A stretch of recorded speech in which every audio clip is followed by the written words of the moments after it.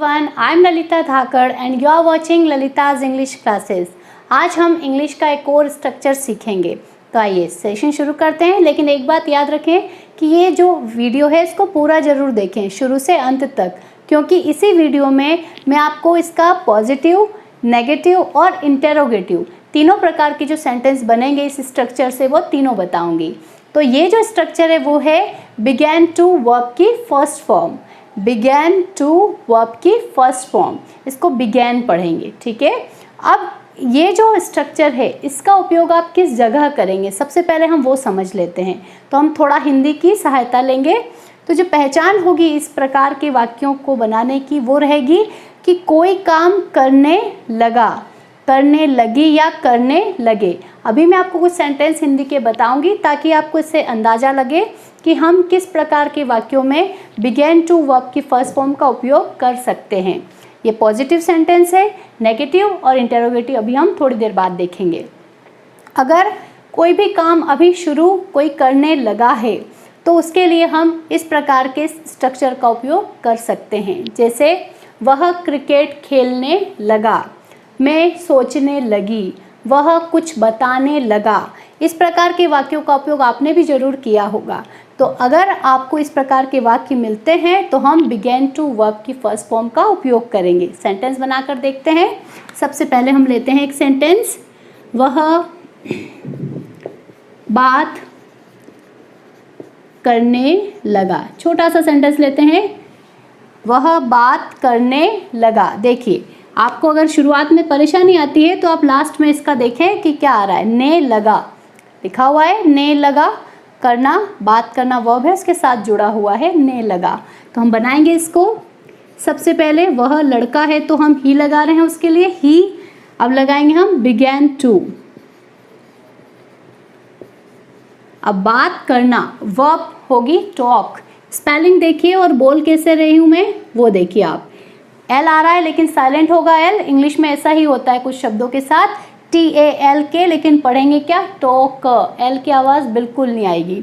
He began to talk, इसमें object नहीं था इसलिए मैंने नहीं लिखा है। एक और लेते हैं, मैं बाजार जाने लगा। कोई कह रहा है कि मैं बाजार जाने लगा, तो ये शब्द आ रहा है लास्ट में, ने लगा, कोई काम करने लगा। तो इसको बनाते हैं। मैं के लिए हम लिखेंगे आई बिगैन टू। अब सबसे पहले वर्ब आएगी और उसके बाद ऑब्जेक्ट आएगा। इस वाले जो वाक्य था उसमें वर्ब ही थी, कोई भी ऑब्जेक्ट नहीं था, इससे हमने केवल वर्ब लिखी है। लेकिन यहाँ बाजार और जाना दो शब्द आ रहे हैं, एक है क्रिया और एक है केवल एक शब्द। तो इंग्लिश में पहले क्या आएगा, क्रिया आएगी, उसके बाद आएगा शब्द। तो जाने के लिए हम सब जानते हैं गो लगाते हैं हम, टू इसलिए लगा रहे हैं क्योंकि मार्केट एक स्पेशल जगह है।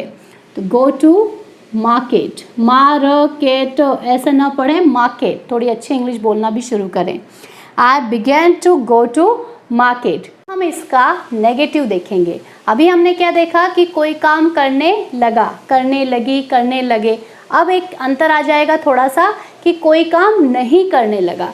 जो शब्द है नहीं वो अब हमारे सेंटेंस में आएगा। पहचान सेम रहेगी, पहचान में कोई अंतर नहीं आएगा। ने लगा, ने लगी, ने लगे, ये आपके पहचान में रहेंगे लास्ट में, वाक्य के अंत में।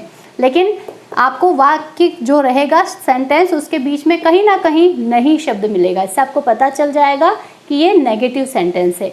अब नेगेटिव तो है लेकिन इसको बनाने का स्ट्रक्चर पता होना बहुत ज़रूरी है, क्योंकि बिना अगर आपको पता नहीं है तो आप केवल नोट लगा देंगे और ये वैसे नहीं बनता है। तो आइए सीखते हैं इसको। तो सब्जेक्ट और ऑब्जेक्ट तो हम जानते हैं हर एक सेंटेंस में आएंगे ही, नेगेटिव में भी आते ही हैं। अब उसके बाद अगर आपको नहीं मिलता है, जैसे वह क्रिकेट नहीं खेलने लगा, मैं कुछ सोचने नहीं लगी, ठीक है।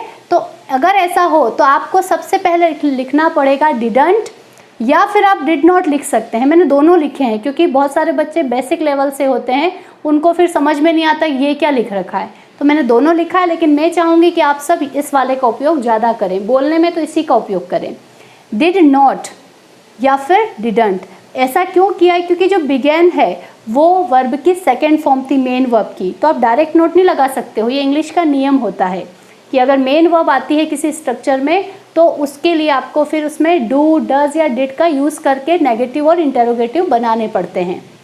इस वाले वीडियो में जो हम बिगैन का यूज़ कर रहे हैं, तो बिगैन जो थी वो एक सेकेंड फॉर्म थी। तो सेकेंड फॉर्म जब आती है तो नेगेटिव बनाने के लिए या इंटेरोगेटिव बनाने के लिए हमें डिड का यूज़ करना पड़ेगा। अब या तो आप डिड नॉट लिख दें या फिर आप क्या करें, शॉर्ट फॉर्म लिखें कॉन्ट्रैक्शन डिडंट, जो आजकल बहुत ज़्यादा यूज़ होता है। इसको डिडंट भी पढ़ते हैं बहुत सारी बार।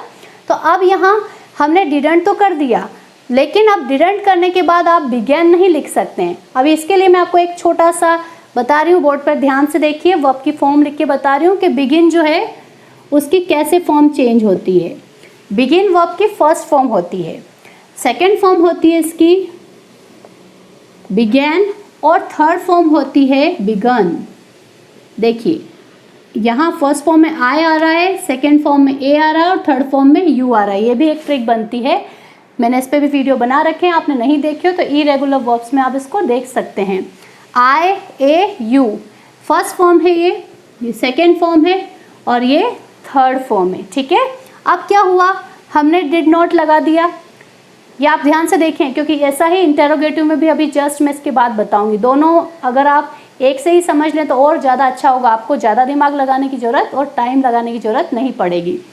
हमने सेकेंड फॉर्म ली थी पहले बिगैन, तो फिर हमने वर्ब की फर्स्ट फॉर्म बाद में लगाई। ठीक है, अब यहाँ क्या हुआ, हमने डिड नॉट लिखा।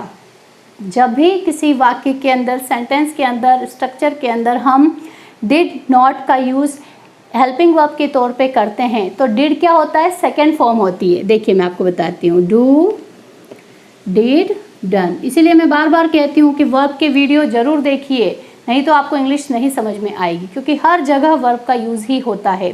ये डिड, अब ये भी सेकेंड फॉर्म है, बिगैन भी सेकेंड फॉर्म है। जब आपने डिड का यूज़ कर लिया तो अब आपको बिगैन नहीं लिखना, आपको क्या लिखना पड़ेगा, बिगिन लिखना पड़ेगा। एक छोटी सी बात है, लेकिन अगर ये समझ में आ जाए तो बहुत अच्छा है। अब आगे बढ़ते हैं, थोड़ा टाइम लग रहा है इस वीडियो में, लेकिन अगर हमें अच्छे से समझना है तो टाइम तो देना ही पड़ेगा।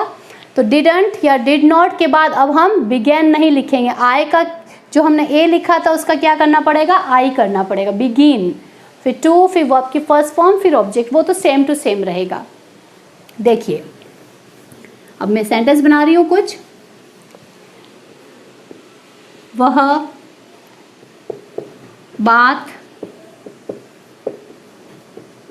नहीं करने लगा। सेंटेंस आप कुछ भी ले सकते हैं, बस आपको बनाना आना चाहिए। स्ट्रक्चर है ये, बनाना अगर आ गया तो फिर आप जो चाहें वो सेंटेंस बना सकते हैं।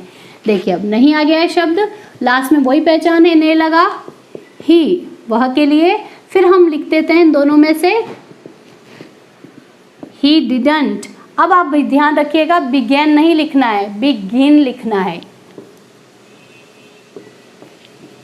और बात करना वही टॉक।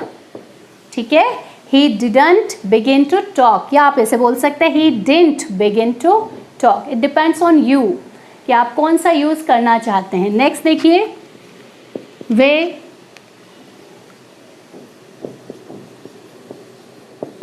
खिलौने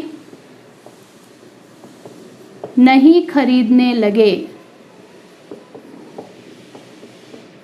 देखिए सेंटेंस, वे खिलौने नहीं खरीदने लगे। तो हम बनाएंगे, वे को हम लिखेंगे दे, फिर लिखेंगे डिडंट या डिड नॉट भी आप लिख सकते हैं। ठीक है, दे डिडंट, अब खरीदना आएगा पहले, लेकिन उसके पहले हम बिगिन का यूज़ करना पड़ेगा हमें, क्योंकि ये ने लगा वाले हैं। दे डिडंट बिगिन टू, यहाँ याद रखना है, ठीक है, कि बिगिन नहीं आएगा, बिगिन टू। अब खरीदना होता है बाय, और खिलौनों को तो हम टॉयज बोलते ही हैं। They didn't begin to buy toys. तो अब ये इसका नेगेटिव हुआ। देखिए इसका जो लास्ट है इंटेरोगेटिव, इंट्रोगेटिव ना बोले, क्या बोलेंगे, इंटेरोगेटिव, प्रश्नवाचक। अब ने लगा से अगर कोई प्रश्न पूछ रहा है, जैसे क्या वह दौड़ने लगा, क्या वह जाने लगा, क्या तुम कोई काम करने लगे, ऐसे वाक्य होंगे जो इंटेरोगेटिव में आएंगे। ठीक है, लास्ट में पहचान वही रहेगी, ने लगा, ने लगी, ने लगे। बस आपको शुरू में क्या शब्द मिलेगा, शुरू में एक बात ध्यान रखिए, क्योंकि एक और होते हैं WH इंटेरोगेटिव, वो फिर हम बाद में देखेंगे कभी, क्योंकि ये वीडियो फिर बहुत ज़्यादा लंबा हो जाएगा। तो क्या शब्द जो शुरू में रहेगा और लास्ट में ने लगा, ने लगी, ने लगे रहेंगे। अब इंटेरोगेटिव हो या नेगेटिव हो, दोनों में ही जब हेल्पिंग वर्ब नहीं होती है स्ट्रक्चर में, जैसे बिगिन वाले में बिगेन वाला जो था हमने मेन वर्ब को लिया था, तो ऐसे जो स्ट्रक्चर होते हैं उनमें नेगेटिव हो या इंटेरोगेटिव हो या फिर WH इंटेरोगेटिव हो, सभी में डिड का ही यूज़ किया जाएगा, ठीक है, क्योंकि सेकेंड फॉर्म थी। शुरुआत में डिड लगाएंगे क्या शब्द के लिए, वॉट नहीं लगेगा, ये बात ध्यान रखिएगा। डिड लगाएंगे, उसके बाद सब्जेक्ट लिखेंगे, कर्ता को, काम करने वाले को। फिर वापस देखिए, अभी मैंने आपको बताया था थोड़ी देर पहले कि आप ये बात ध्यान रखिए कि बिगेन नहीं आएगा, डिड लगते से ही क्या हो जाएगा, बिगिन हो जाएगा, ए का आई में चेंज हो जाएगा। टू वर्ब की फर्स्ट फॉर्म ऑब्जेक्ट, और लास्ट में क्वेश्चन मार्क आप जरूर लिखें क्योंकि ये प्रश्नवाचक हैं, इंटेरोगेटिव सेंटेंस है। आइए सेंटेंस बनाते हैं। क्या राम किताब पढ़ने लगा। देखिए मैंने बहुत सिंपल सेंटेंस लिया है, क्या राम किताब पढ़ने लगा। तो अब इस सेंटेंस पे सबसे पहले देखिए ने लगा आ रहा है, क्वेश्चन मार्क लगा हुआ है और क्या शब्द शुरू में है, इसका मतलब ये अब इसी स्ट्रक्चर से बनेगा।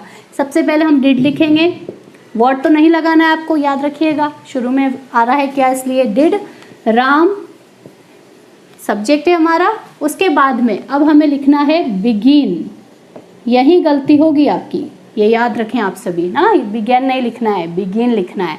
डिड राम बिगिन टू, पढ़ने के लिए रीड और किताब के लिए बुक, क्वेश्चन मार्क। एक और ले लेते हैं सेंटेंस ताकि आपको अच्छे समझ में आए। क्या वह दौड़ने लगा, क्या वह दौड़ने लगा, क्या के लिए हम लिख देंगे डिड, फिर ही लगाएंगे वह के लिए, छोटा लिखा है, ये क्यों बड़ा लिखा है, क्योंकि नाम था, इसके बारे में भी हम डिटेल में कभी पढ़ेंगे कि कब कैपिटल लेटर आता है कब स्मॉल लेटर आता है। डिड ही, उसके बाद में वापस हमें लिखना है वो होगा बिगिन टू, आई वाला, ठीक है, ये याद रखें, ए वाला केवल पॉजिटिव में आएगा। डिड ही बिगिन टू, दौड़ना ही है केवल इसमें, तो हम लिख देंगे रन। तो आप क्या करें, इसका पॉजिटिव, नेगेटिव और इंटेरोगेटिव एक वाक्य लें और उसके तीनों बनाएं और कमेंट बॉक्स में ज़रूर लिखें ताकि मैं पता कर सकूं कि आपको समझ में आया या नहीं आया। कोई मिस्टेक होगी तो उसको मैं सही कर दूंगी। वीडियो अच्छा लगा हो तो लाइक करें और सब्सक्राइब जरूर करें। Thank you so much.